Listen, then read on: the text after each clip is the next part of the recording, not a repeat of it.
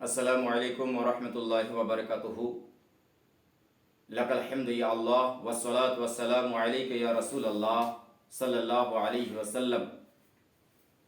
মুহতারাম সামিঈন হযরত, বেরাদারান ইসলাম, আমি আজকে আপনাদের সামনে উপস্থিত হয়েছি বিসমিল্লাহির রহমানির রহিম অর্থাৎ বিসমিল্লাহ শরীফের কত ফজিলত ও বরকত রয়েছে সেই সম্পর্কে দু চারটি কথা আলোচনা করব।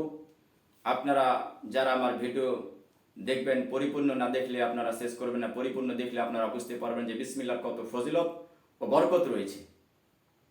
আসুন সর্বপ্রথমে পবিত্র কোরআন পাকের তাফসিরে কাবীর, এই পবিত্র কোরআন পাকের তাফসিরের মধ্যে একখানা ওয়াকিয়া লেখা আছে বিসমিল্লাহির রহমানির রহিম সম্পর্কে। একদিন হজরতে ঈসা আলাইহিস সালাম এক কবরস্থানের পাশ দিয়ে হেঁটে যাচ্ছিলেন। আর বিরাদারান ইসলাম, যখন হজরতে ঈসা আলাইহিস সালাম এক কবরস্থানের পাশ দিয়ে হেঁটে যাচ্ছেন, আর যেতে যেতে পবিত্র কবরস্থানের মধ্যে যখন পৌঁছালেন, হজরতে ঈসা আলাইহিস সালাম দেখছেন একটা কবরের ভিতরে যেন ভয়ানক আযাব হইতেছে। হজরতে ঈসা আলাইহিস সালাম দাঁড়িয়ে সেখানে একটু মনে মনে চিন্তা করলেন, মাওলা গো, এই কবরের ভিতরে ভয়ঙ্কর আযাব হচ্ছে, মালিক নিশ্চয়ই হয়তো এই কবরবাসী পৃথিবীর জমিনে কোনো বড় গুনাহগার ছিল, তার কারণেই তার কবরের ভিতরে আযাব। এই কথা বলে তিনি নিজের কাজে আবার চলে গেলেন। মনে মনে চিন্তা করে নিজের কাজে চলে গেলেন।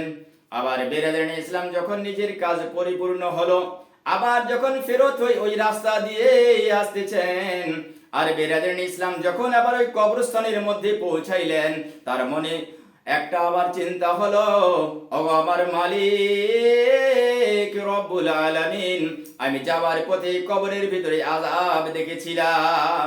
তিনি আসে আবার দাঁড়িয়ে গেলেন, আর দাঁড়িয়ে যাবার পর সেই কবরের পাশে দেখছেন, তাকিয়ে দেখছেন বিরাদারান ইসলাম কবরের ভিতরে আযাব নেই। রহমতের ফেরেশতারা এসে ওই কবরবাসীকে রহমতের ছায়া তলে রেখেছে।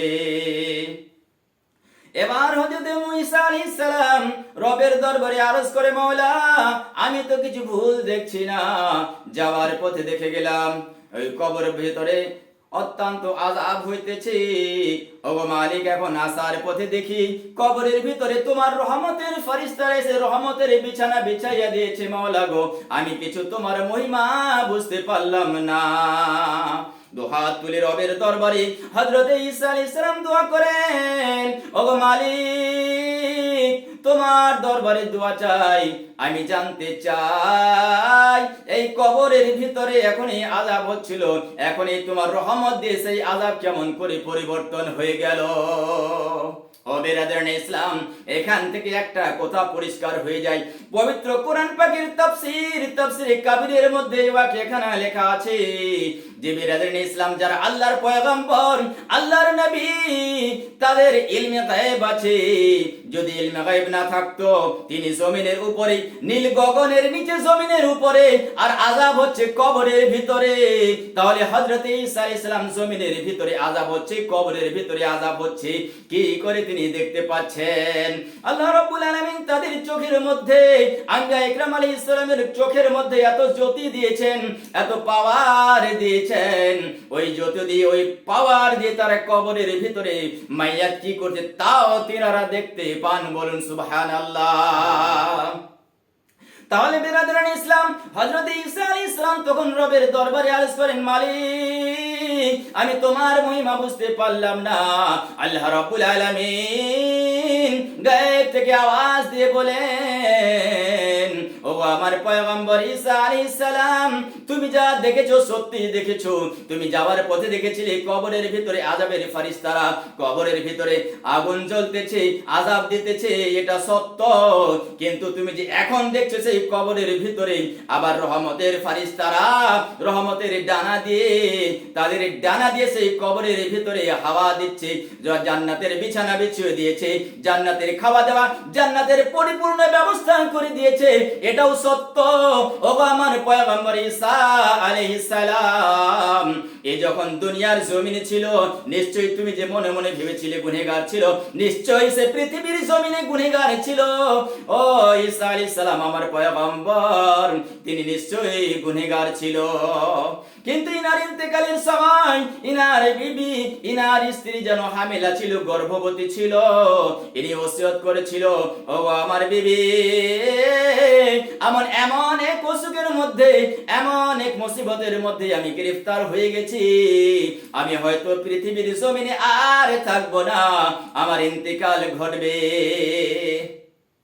এই বলে তার বিবিকে ওসিয়ত করলো, বিবি গো, আমার যে ওরসে তোমার পেটে বাচ্চা রয়েছে, বাচ্চা ছেলে হোক আর মেয়ে হোক, যখন দুনিয়ার মধ্যে জন্মগ্রহণ করবে তুমি তাকে মাদ্রাসার মধ্যে ভর্তি করাইয়া দেবে, যে যেন আল্লাহ রাব্বুল আলামিনের পবিত্র কোরআন পাকের শিক্ষা অর্জন করতে পারে।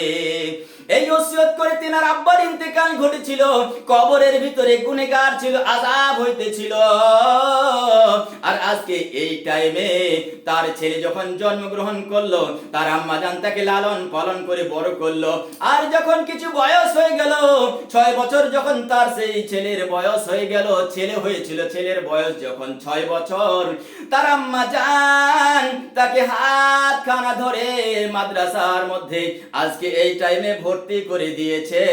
আর ওস্তাদ তার শিক্ষক যখন তাকে পড়াচ্ছে, বড় ছেলে বিসমিল্লাহির রহমানির রহিম, যখন ওই বাচ্চাখানা দুনিয়ার জমিনে আমার নাম বলেছে, আমি রহমান ও রহিম, আমাকে হায়া চলে আসলো, আমি রব আমার বান্দার প্রতি কেমন করে জুলুম করি, কেমন করে অত্যাচার করি, কারণ তার ছেলে জমিনের মধ্যে এই পৃথিবীর বুকে আমার নাম বলে ডাকছে, আমি যেন রহমান, আমি যেন রহিম, আমাকে হায়া চলে আসলো, আমি তার রহমান রহিম অর্থাৎ বিসমিল্লাহর বরকতে তার আব্বার কবরখানার সমস্ত আযাব আমি আমার রহমত দিয়ে পরিবর্তন করে দিয়েছি, তার আব্বার কবরের আযাবকে আমি মাফ করে দিয়েছি।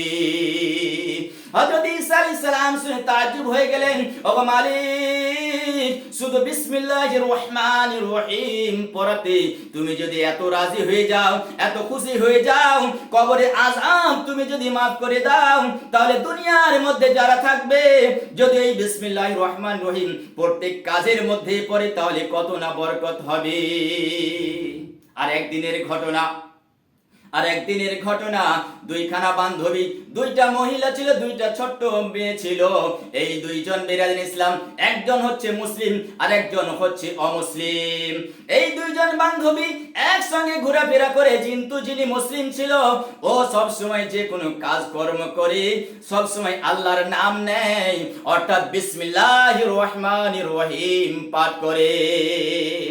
বিরাদিন ইসলাম এর কাছ থেকে শুনে শুনে যে অমুসলিম মেয়েখানা ছিল, বাচ্চাখানা ছিল, ও বলছে, বোন তুমি সব সময় কি পড়ো আর কি নাম নাও? বলে, বোন রে, আমাদের শরীয়তের মধ্যে আছে যদি আমরা প্রত্যেক কাজের শুরুতে, নেক কাজের শুরুতে, ভালো কাজের শুরুতে আমরা যদি বিসমিল্লাহ পড়ে নেই, আমাদের ওই কাজ সাকসেস হয়ে যায়, পরিপূর্ণ হয়ে যায়, আর সেই কাজের মধ্যে বরকত হয়। বলে, বোন সেটা যদি আমাকে শিখিয়ে দাও, আমিও বাড়িতে যখন যে কোনো ভালো কাজ করব, আমিও বিসমিল্লাহির রহমানির রহিম পড়ব। ওই মেয়েখানাও, ওই বাচ্চাখানাও বাড়িতে, এবার ইহুদির বাচ্চা ছিল, মুসলিম ছিল, বাড়িতে যে কোনো কাজ করে সে পড়ে বিসমিল্লাহির রহমানির রহিম। যখন বিসমিল্লাহির রহমানির রহিম পড়ে, তার আব্বা আম্মা, তার বাবা মা তাকে বারণ করে, মেয়ে আমরা হচ্ছে ইহুদি, আমরা হচ্ছে অমুসলিম, আমাদের এটা কথা নয়, আমাদের এটা কালাম নয়, তুমি এটা পড়িও না। কিন্তু ছোট বাচ্চা কোনো কথা শোনে না, কোনো কথা শোনে না, সে সব সময় পড়তেই থাকে। তার আব্বা অনেক মারধর করে, তার আম্মাও মারধর করে, কিন্তু যে কোনো কাজ করে সব সময় বিসমিল্লাহির রহমানির রহিম পড়তেই থাকে। যে বিসমিল্লাহর বরকত পৃথিবীর জমিনে আমাকে, আমাদের সকলকে প্রত্যেক কাজের মধ্যে বরকত দেয়, প্রত্যেক বালা মুসিবত থেকে আমাদের বাঁচিয়ে নেয়। এই বিসমিল্লাহর বরকত যেমন বিরাদিন ইসলাম কবরের আযাব থেকে মানুষকে রক্ষা করে, এমন বিরাদিন ইসলাম তেমনি এই বিসমিল্লাহ দুনিয়ার সমস্ত রকমের বালা মুসিবত থেকে আমাদের বাঁচিয়ে নেয়। বেরাদার ইসলাম একদিনের সময় বেরাদার ইসলাম উনার আব্বা ও ইহুদি, এক জমিদারের বা এক মন্ত্রীর তিনি কর্মচারী ছিলেন। আর বেরাদার ইসলাম তার মালিক তাকে একখানা আঙ্গুঠি আংটি খুলে তার বাবাকে দিল আর বলল, যাও এটা তুমি যত্ন করে রেখে দিও, এর নাকি না খুলে গেছে, তুমি নাকি নিয়ে আসিও, এর পাথরখানা একটু খারাপ হয়ে গেছে, এটা মেরামত করে নিয়ে আসিও। উনি মেরামত করতে নিয়ে এসেছেন আর তিনি মনে মনে চিন্তা করতে করতে আসছেন, আজকে আমি এই আংটিখানা আমার ছোট্ট মেয়েটির হাতে দেব, আর যখন মেয়েটা যেই জায়গায় নিয়ে যেয়ে রেখে দিবে আমি সেই জায়গাটাকে দেখে নিব, আর দেখে নেওয়ার পর আমি সেখান থেকে সেটা বের করে কোন নদীর মধ্যে ফেলে দেব, আর আমার মেয়ের কাছে যখন আমি চাইবো সে যদি না দিতে পারে আমি তাকে মারে মারে এই দুনিয়া থেকে বিদায় করে দেব। এই ঘটনাটি লেখা আছে, বইটার নাম হচ্ছে ফায়জানে সুন্নাত। ফায়জানে সুন্নাতের শুরুতেই লেখা আছে বেরাদান ইসলাম, আপনারা পড়ে দেখেন, বইটার নাম হচ্ছে ফায়জানে সুন্নাত। বেরাদান ইসলাম তখন কি করেছে, ওই বেরাদান ইসলাম তার আব্বা ওই আংটি নিয়ে তার ছোট্ট মেয়েখানাকে দিল, মেয়ে রেখে নাও। বেরাদান ইসলাম মেয়েখানা বিসমিল্লাহির রহমানির রহিম পরে হাতখানাতে নিল আর তার আব্বার পকেটের মধ্যে রেখে দিল। তার আব্বা সেখান থেকে বের করে বেরাদান ইসলাম আবার নদীর মধ্যে ফেলে দিয়েছে। এবার বেরাদার ইসলাম মেয়ে কিন্তু জানি না, কিন্তু বিসমিল্লাহর এত বরকত, এই বিসমিল্লাহর বরকত বেরাদার ইসলাম শুনুন, ভালো করে কথাগুলো শুনবেন আর দিলের মধ্যে বসিয়ে নেবেন যে আল্লাহ রাব্বুল আলামিন বিসমিল্লাহির রহমানির রহিমের কত বরকত দিয়েছে। ও বেরাদার ইসলাম তার আব্বা আংটিটাকে ফেলে দিয়েছে আর মনে মনে চিন্তা করে, আমার মেয়েকে তো আমি দুনিয়ার জমিন থেকে আজকে সরিয়ে দেব, পৃথিবীর জমিন থেকে মেরে মেরে তাকে হত্যা করে ফেলবো। তবে যাই হোক, আজকে বাজার থেকে একটা মাছ কিনে নিয়ে আসি, রান্না করে খাওয়া দাওয়া সেরে মেয়েটাকেও ভালো করে খাওয়াবো, তারপরে তাকে হত্যা করে দেব। কারণ আংটি দিতে পারবে না, আর আংটি যদি না পরে তাকে মারতে মারতে মেরে দিব, জমিদার আমাকে কিছু বলবে না যে আপনার আংটিখানা হারিয়ে দিয়েছে বলে আমি মারতে মারতে দুনিয়া থেকে বিদায় করে দিয়েছি। কিন্তু আল্লাহর রহমত দেখুন, যে আংটিখানা নদীর মধ্যে ফেলেছিল একজন জেলে আবার জাল ফেলেছে, একটা মাছকে আল্লাহ রাব্বুল আলামিন হুকুম দিয়েছেন, ওরে মাছ, ও দরিয়ার মাছ, সমুদ্রের মাছ, নদীর মাছ, যা যা আংটিটা মুখে করে নে, আর ওই জালের মধ্যে তুই ফেসে যা, আর ও যখন বাজারে বিক্রি করতে নিয়ে যাবে আল্লাহ রাব্বুল আলামিনের রহমত, তার আব্বা আবার ওই মাছটাকেই ক্রয় করে বাড়িতে নিয়ে এসেছে, তার মেয়েকে দিয়েছে, ওগো আমার মেয়ে, প্যারের মেয়ে, স্নেহের মেয়ে, আদরের মেয়ে, তুমি এই মাছটিকে রেডি করো, আজকে খাওয়া দাওয়ার পর আমি তাড়াতাড়ি করে আমার যে মালিক আছে তার দরবারে যাব। বেরাদার ইসলাম মেয়েটা যখন মাছটাকে চা করেন, তার পেটটাকে যখন ফারালো হলো, ওই আংটিটা আবার বেরাদার ইসলাম বের হয়ে গেল, তিনি আবার সেটাকে যেই জায়গায় রেখেছিলেন ওই জায়গায় নিয়ে যাই রেখে দিলেন। সমস্ত মাছের কাজ রেডি করার পর, খাওয়া দাওয়া সারার পর তার আব্বা বলছে, এবার একে মারার টাইম, একে হত্যা করে দেব, বলে মেয়ে তুমি যাও না, তাড়াতাড়ি করে আংটিখানা এনে দাও। মেয়ে তাড়াতাড়ি করে ঘরের ভিতরে গেল, বিসমিল্লাহির রহমানির রহিম বলে হাতখানা জেবের মধ্যে রাখলো, পকেটের মধ্যে রাখলো, আর তার আব্বার হাতের মধ্যে আঙ্গুটিখানা এনে রেখে দিল। যখনই রেখে দিল বেরাদার ইসলাম, তার আব্বা অবাক হয়ে গেল যে আমি এই আংটিটা তো নদীর মধ্যে ফেলে দিয়েছিলাম, কি করে আসলো? বলে আব্বা জান, আপনি যে ফুন্দি এঁটেছিলেন, আপনি যে বুদ্ধি করেছিলেন, আপনার মনে যেটা বাসনা ছিল, আমি আল্লাহ রাব্বুল আলামিনের একখানে কালাম অর্থাৎ বিসমিল্লাহির রহমানির রহিম যে পড়ি, এটার এত বরকত আমি মাছের পেট থেকে ওই আঙ্গুটি আবার পেয়ে নিয়েছি, ধুই আবার রেখে দিয়েছি। তার আব্বা এই কথা শোনার পর সঙ্গে সঙ্গে দিওয়ানা হয়ে গেল, এ কোন এমন একটা কলমা, দেরি করা যাবে না, এই কলমার এত বরকত। ও বেরাদার ইসলাম, বিসমিল্লাহর বরকতে সমস্ত পরিবারের মানুষ কলমা পড়ে মুসলমান হয়ে গেল। তাহলে বেরাদার ইসলাম শুনুন, নবী আমার বলেছেন হাদিস শরীফের মধ্যে, কুল্লু আমরিন যিবালিন লাম ইউদা বিসমিল্লাহি ফাহুয়া আক্তা, যে কোনো ভালো কাজের শুরুতে যদি আল্লাহর নাম না নেওয়া হয়, যদি বিসমিল্লাহ না পড়া হয়, সেই কাজখানা আমাদের কোনোদিন সাকসেস হবে না, পরিপূর্ণ হবে না।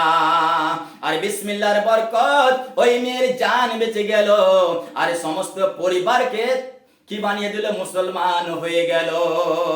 যাই হোক বিরাদারান ইসলাম, আজকে আর আলোচনা আমি এখান থেকে শেষ করলাম। আপনারা শোনার পরে যে কোনো কাজ করবেন বিসমিল্লাহ কখনো ছাড়বেন না। প্রত্যেকটা ভালো কাজের শুরুতে আপনারা বিসমিল্লাহ পড়বেন, দেখবেন এর কত বরকত। দিন দুগুনি রাত চৌগুনি আপনার রোজি রোজগারের মধ্যে বরকত হবে। ওয়া মা আলাইনা ইল্লা আল বালাগ। আসসালামু আলাইকুম।